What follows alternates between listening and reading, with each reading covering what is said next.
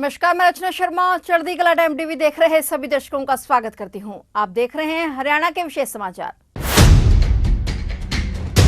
मुख्यमंत्री मनोहर लाल ने कैदियों के लिए अनेक प्रकार की घोषणाओं का पिटारा खोलते हुए राज्य की सभी जेलों में कैदियों के लिए टेलीमेडिसिन सुविधा शुरू करने की घोषणा की है। मुख्यमंत्री मनोहर लाल ने हाल ही में जिला कारागार भिवानी के नवनिर्मित विस्तार भवन का उद्घाटन किया। उन्होंने राज्य की सभी जेलों में कैदियों के लिए टेलीमेडिसिन सुविधा शुरू करने की घोषणा की। इसके अलावा कैदियों के लिए डाइट व्यवस्था बदलने के लिए 10 करोड़ रुपए की राशि देने की भी घोषणा की। इसे 10 रुपए के हिसाब से कैदियों की डाइट में इजाफा किया जाएगा। इस मौके पर सीएम ने राज्य के 11 जेलों के बाहर पेट्रोल पंप भी स्वीकृत किए। उन्होंने पुलिस कर्मियों की तर्ज पर जेल कर्मियों को भी हरियाणा राज्य परिवहन की बसों में फ्री सुविधा प्रदान करने की घोषणा की। इसके अलावा जेल कर्मियों के लिए कपल केस में ऑनलाइन ट्रांसफर पॉलिसी के तहत भी सुविधा देने का ऐलान किया गया। मुख्यमंत्री ने कहा कि जेल के कैदियों को 1 करोड़ रुपए की अतिरिक्त राशि प्रदान की जाएगी। वहीं उन्होंने कहा कि जेल कर्मियों को संकल्प लेना चाहिए कि कैदियों के प्रति अच्छा व्यवहार करेंगे तो मनुष्य निर्माण में अहम योगदान होगा। उन्होंने कहा कि गुनाहगार व्यक्ति को सुधारना कठिन कार्य होता है, लेकिन इसे समाज के प्रति अपना दायित्व समझते हुए सही कार्य करना चाहिए ताकि वह सभ्य नागरिक बनकर समाज में जा सके। मुख्यमंत्री ने कहा कि जेल कर्मी शिक्षक के रूप में कार्य करें और गुनहगारों का भविष्य सुधारने में अहम योगदान दें। सीएम ने कहा कि सभी जेलों में बेहतर व्यवस्था करने के लिए सरकार प्रयासरत है। वर्तमान में 22,000 अपराधियों के लिए जेलों में रखने के लिए प्राप्त स्थल है, लेकिन सरकार 26,000 अपराधियों के लिए प्राप्त व्यवस्था करने के लिए बल दे रही है। उन्होंने कहा कि फतेहाबाद में जेल का निर्माण करने के लिए जमीन खरीद ली गई है। रेवाड़ी में भी जेल बनाई जा रही है, जिसका अधिकांश निर्माण कार्य पूरा हो चुका है। फरवरी 2024 में उस जेल का लोकार्पण किया जाएगा। इसके अलावा चरखी दादरी में भी जेल और कार्यालय के लिए 98 एकड़ जमीन की खरीद कर ली गई है। मुख्यमंत्री ने कहा कि जेल में स्टाफ को ट्रेनिंग की आवश्यकता होती है और इसके लिए करनाल में जेल ट्रेनिंग सेंटर बनाया जा रहा है, जो दिसंबर में बनकर तैयार हो जाएगा। इस प्रकार जो व्यक्ति सुधरकर समाज में जाएगा वह समाज को दूषित नहीं करेगा और एक अच्छे नागरिक की तरह व्यवहार करके जीवन को सुखमय बनाएगा। जेल स्टाफ को अपना व्यवहार बदलना चाहिए और घृणा करने की बजाय कैदियों से प्यार और स्नेह करना चाहिए। मुख्यमंत्री ने कहा कि प्रदेश की जेलों में लघु उद्योग स्थापित किए जा रहे हैं। कैदियों में कई प्रकार के टैलेंट और प्रतिभाएं छिपी होती हैं। जेलों में उनसे कार्य करवाकर मानदेय दिया जाता है। इसके लिए विभाग द्वारा अध्ययन किया जा रहा है कि उन्हें किस किस तरह का प्रेशर मिले। इसके अलावा राज्य की जेलों को हाई सिक्योरिटी की सुविधा दी जा रही है। मुख्यमंत्री ने कहा कि भारत सरकार आईपीसी, सीआरपीसी और एविडेंस एक्ट में परिवर्तन करने जा रही है। सरकार का प्रयास है कि किसी बेगुनाह को सजा ना मिले और कोई गुनहगार ना छूटे। मानवाधिकार के नाते उन कैदियों को भी व्यवस्था अच्छी मिलनी चाहिए। सबसे पहले तो रेवाड़ी में एक जेल जो अपनी इस समय बन रही है, लगभग 85-90% का उसका काम हो गया है। उसको आने वाले 6 महीने के बाद फरवरी 2024 में वहाँ पर कैदियों को रखा जा सकेगा, तो उसका भी उद्घाटन उस समय किया जाएगा। इसी प्रकार से फतेहाबाद में हमने जेल के लिए जमीन खरीद ली है। योजना में यह है कि हर जिला केंद्र पर जेल होनी चाहिए, ताकि कैदी तो जहां चला गया वो कैद में रहेगा, लेकिन जो बाद में लोग मिलने जुलने आने जाने वाले रहते हैं उनको भी तो कठिनाई होती है।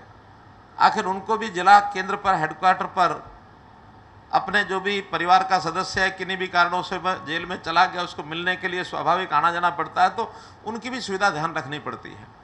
और बहुत बड़ी जेल्स एक साथ एक जगह रखने से कई बार जेल के अंदर भी लॉ एंड ऑर्डर की स्थितियाँ उत्पन्न हो जाती हैं। तो इसलिए सब जिला केंद्रों पर अच्छी जेल बने, तो हमने फतेहाबाद में ज़मीन खरीद ली है। और कल ही यानी कल 4 तारीख को हमने चरखी दादरी में भी हमने 98 एकड़ ज़मीन कल ही खरीदी है, चरखी दादरी के कार्यालय और जेल को मिला करके। तो ये चीज़ें आगे बढ़ा रहे हैं। इसी प्रकार जेल के अंदर जो कर्मचारी अधिकारी जो रहते हैं उनको ट्रेनिंग की भी आवश्यकता होती है। जैसे पुलिस ट्रेनिंग सेंटर्स हैं, ऐसे जेल ट्रेनिंग सेंटर करनाल में ये बनाया जा रहा है। और जहाँ तक मुझे जानकारी दी गई है, इस दिसंबर में, आने वाला दिसंबर, उस समय ही उसका उद्घाटन हो जाएगा। तो ऐसी सारी चीज़ों को आगे बढ़ाने के लिए हमारा डिपार्टमेंट लगा है। जो प्रिजनर्स हैं आखिर अस्वस्थ वो भी होते हैं, हेल्थ डिपार्टमेंट का सिस्टम होता है, लेकिन उस हेल्थ सिस्टम में यदि हम टेलीमेडिसिन की व्यवस्था करें तो ये उनके हित में बहुत बड़ा काम होगा। तो मैं घोषणा करता हूं कि सभी जेलों में टेलीमेडिसिन फैसिलिटी ये शुरू की जाएगी, ताकि अंदर बैठे ही वो फ़ोन से भी अपनी बात बताए तो उसके इलाज के लिए उसको हम करा सकें। 10 करोड़ रुपये आज मंजूर करता हूं कि हर कैदी के खाने पर 10 रुपया प्रतिदिन और बढ़ाया जाए। तो हमारी 11 जेलों के बाहर पेट्रोल पंप सेंक्शन कर दिए हैं, पेट्रोल बेच करके वर्ष का पैसा इसमें कमाया जाए। 7 से 8 करोड़ रुपया साल का ये कमा भी लेते हैं।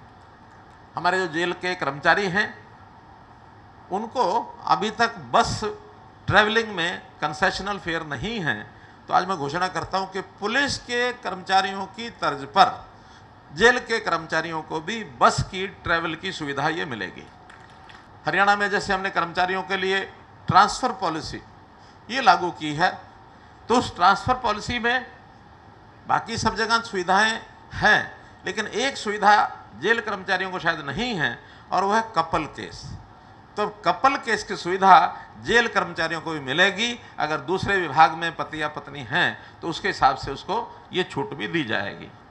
25,000 को अगर एक दिन की सुविधा कोई मानो मिष्ठान या कोई फल देना हो तो अलग से 1 करोड़ रुपए की राशि इस अवसर की आज एक कहें कि एक भेंट के रूप में, आज के खाने के रूप में या किसी भी प्रकार का उपयोग करना है तो 1 करोड़ रुपए की राशि अलग से मैं अपने फंड में से और ये ग्रांट तय करता हूँ।